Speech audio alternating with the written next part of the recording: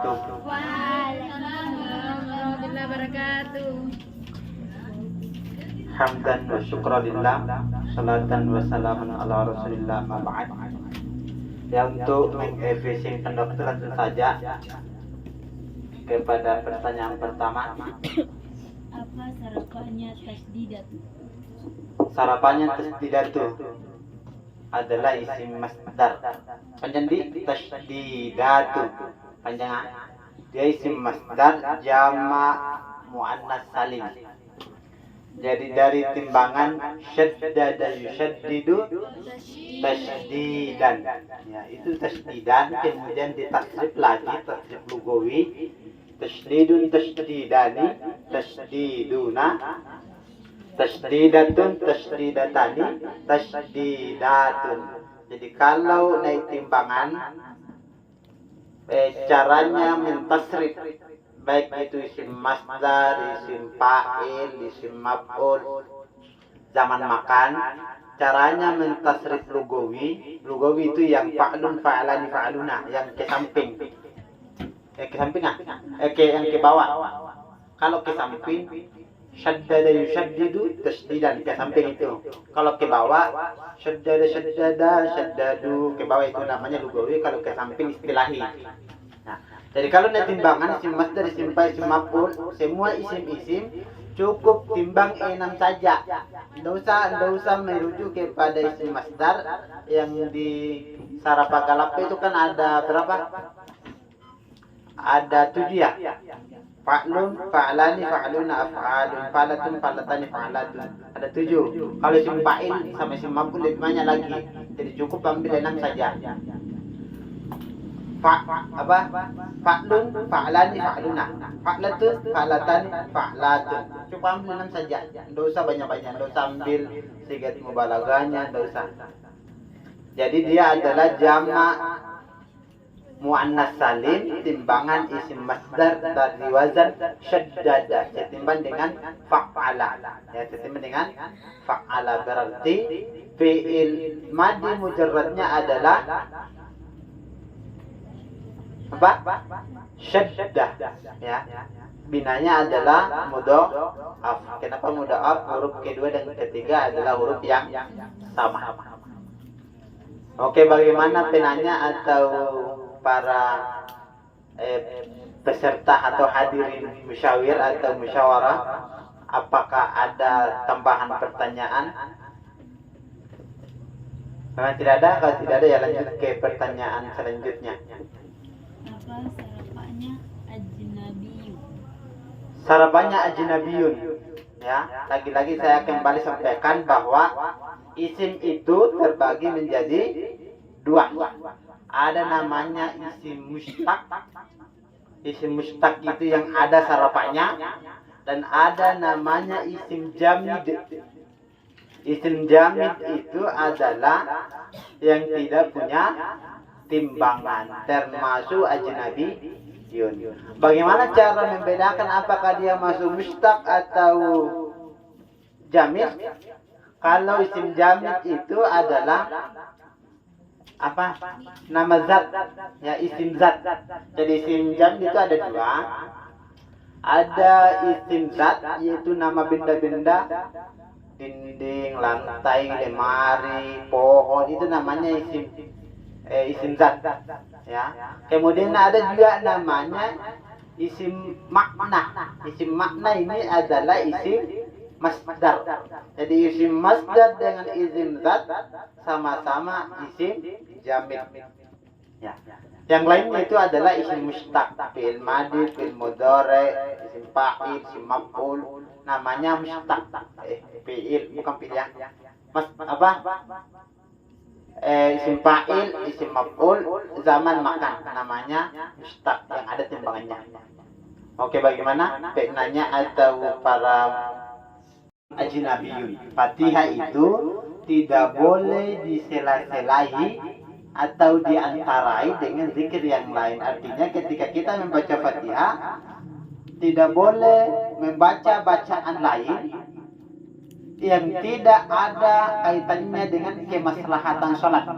Seumpama, ya baca Alhamdulillahirabbil alamin. Kemudian dia baca zikir. Astagfirullahaladzim. Kemudian lanjut ayat kedua. Tidak boleh. Itu namanya menilai-nilai dengan zikir yang lain tanpa ada kaitannya dengan kemaslahatan sholat. Adapun ketika ada kaitannya dengan kemaslahatan sholat, seperti kan apa hukumnya membaca Fatihah si makmum bersamaan dengan si imam? Fatihahnya si makmum salat maghrib, sementara imam baca Fatihah, kita baca Fatihah si makmum. Apa hukumnya? Tidak apa-apa, ya tidak apa-apa. Hukum membaca Al-Fatihah setelah Fatihahnya imam adalah sunnah. Jadi kalau bersamaan tidak apa-apa. Jadi seumpama imam baca Fatihah, sholat maghrib ya, imam baca Fatihah, kita baca Fatihah. Berarti Fatihahnya imam kedengaran tidak? Kedengaran. Pada saat kita baca Fatihah, sudah di pertengahan Fatihah, tiba-tiba imam sampai di waladhdallin. Apa reaksinya makmum? Amin. Bagaimana Fatihahnya makmum sementara baca Fatihah? Tidak apa-apa. Boleh dilanjut ya. Kenapa? Karena amin itu berkaitan dengan kemaslahatan sholat. Sama juga kasusnya. Sementara imam baca surah, kita baca Fatihah. Ternyata si imam salah. Apa tiba-tiba kita bilang subhanallah, kan itu zikir yang lain. Sementara kita baca Fatihah bilang subhanallah, bagaimana Fatihahnya? Lanjut, tetap sah. Adapun kalau kasusnya adalah si imam baca surah, kemudian dilupa, ya. Si imam belum berhenti, dilupa masih diulang-ulang itu karena dia lupa. Kita yang sementara baca Fatihah tiba-tiba nyambung itu bacanya si imam, maka Fatihahnya batal, artinya batal ulang baca Fatihah. Adapun ketika si imam berhenti, dia lupa surah, berhenti, kita berkeyakinan bahwa si imam tidak mampu menyambung, kemudian kita sambung, maka Fatihahnya sah, artinya bisa dilanjut. Tapi kalau belum imam berhenti, masih diulang-ulang, ya masih diulang belum berhenti, kemudian kita sambung, itu yang Fatihahnya batal. Itu Fatihahnya batal, artinya batal, kita baca ulang Fatihah. Oke, ada itu tulinya tuli apa dulu? Dari lahir atau tuli karena tua atau tuli setelah balik ya. Kan ada istilahnya apa, tunanetra ya, tunaruga atau tunanetra, apa lagi tunanetra? Buta. Kalau tunarugu tuli, kalau tunanetra, kalau bisu apa dia?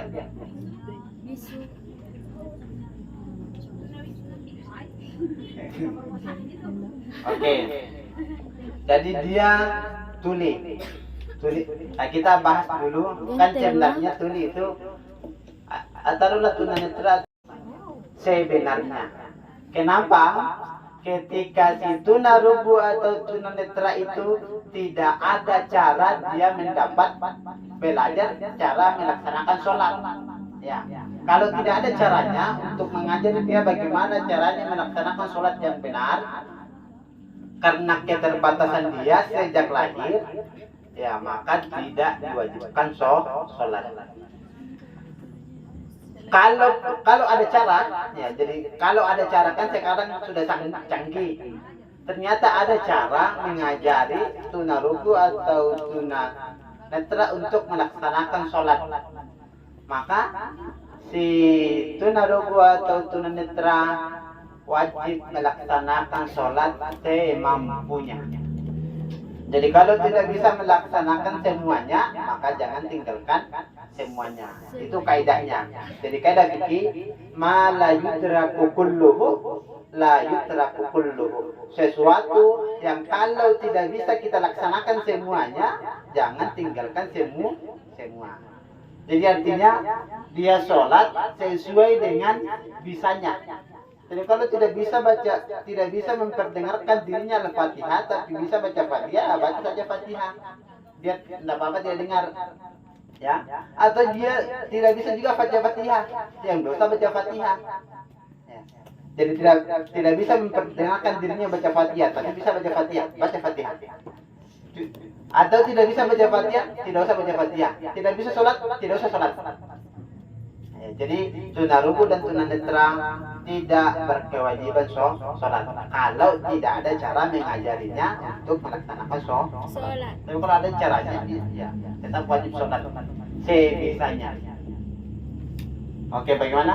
Ada tambahan pertanyaan atau yang kurang jelas? Ya, kalau tidak ada ya kita lanjut ke pertanyaan selanjutnya. Apa hukumnya?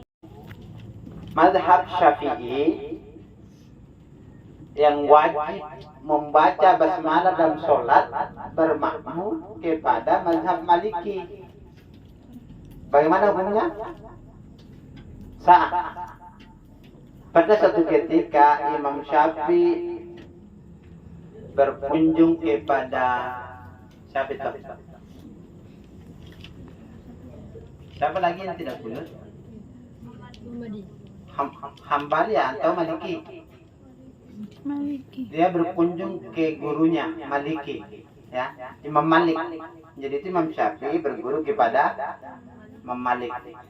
Pada suatu ketika Imam Syafi'i berkunjung kepada gurunya Imam Malik, salat subuh berjamaah. Imam Syafi'i ikut kepada Imam Malik. Bagaimana salatnya Imam Syafi'i? Sah. Ya.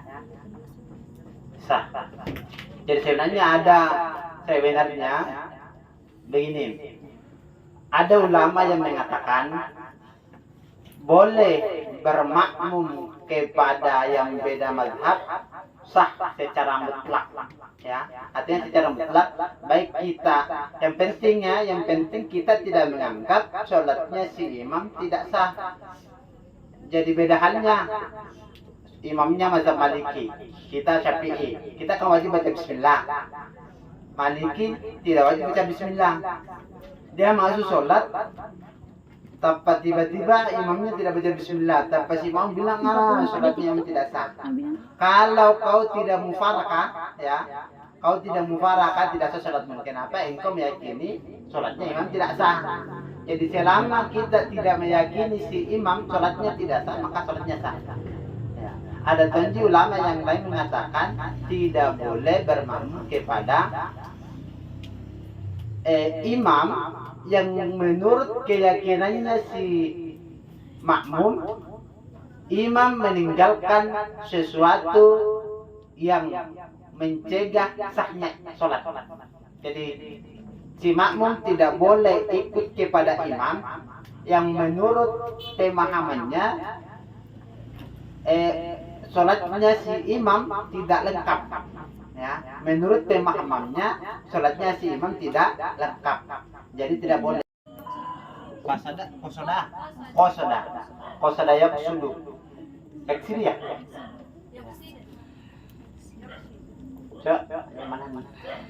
Qasada. Jadi kalau saya biasa dapat qasada yaqsudu. Ya, qasada yaqsudu. Tapi biasanya tidak menutup kemungkinan ada juga qasada yaqsidu. Ya. Tidak menutup kemungkinan. Jadi pakai kamu saling menawir dia lebih lengkap. Biasa memang ada fiil yang ada dua cara baca fiil madinya, atau ada beberapa cara baca fiil madinya ataupun fiil mudhari'nya. Ya. Biasanya yang ada begitu.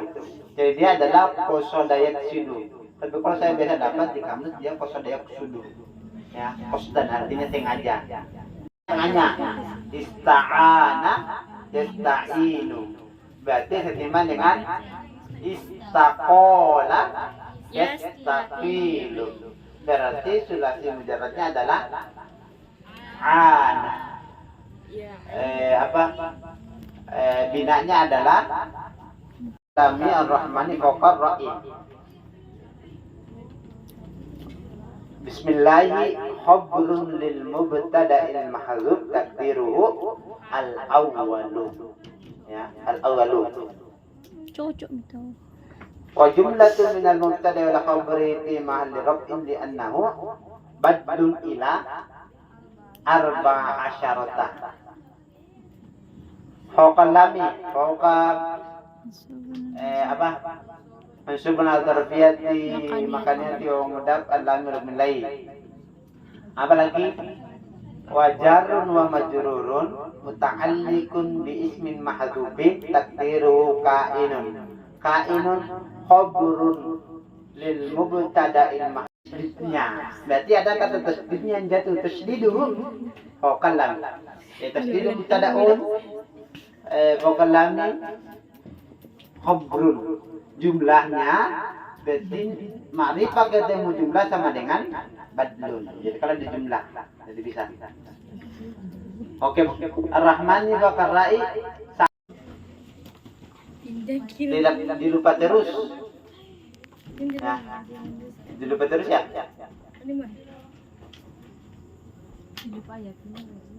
Dia lupa terus, maksudnya dia lanjut sholatnya. Sekalipun tidak selesai Fatihahnya. Sebentar sholat lupa Fatihah.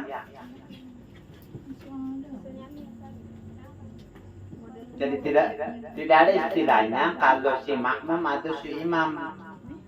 Tetap makmum atau imam tetap wajib baca Fatihah kecuali makmum rakaat pertama.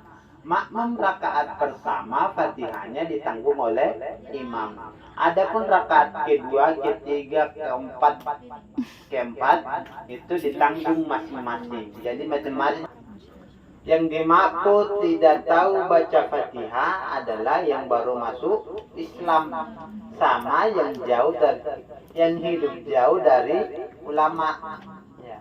Jadi kalau sekarang istilah jauh dari ulama itu sudah tidak lagi karena biar pedalaman sudah kan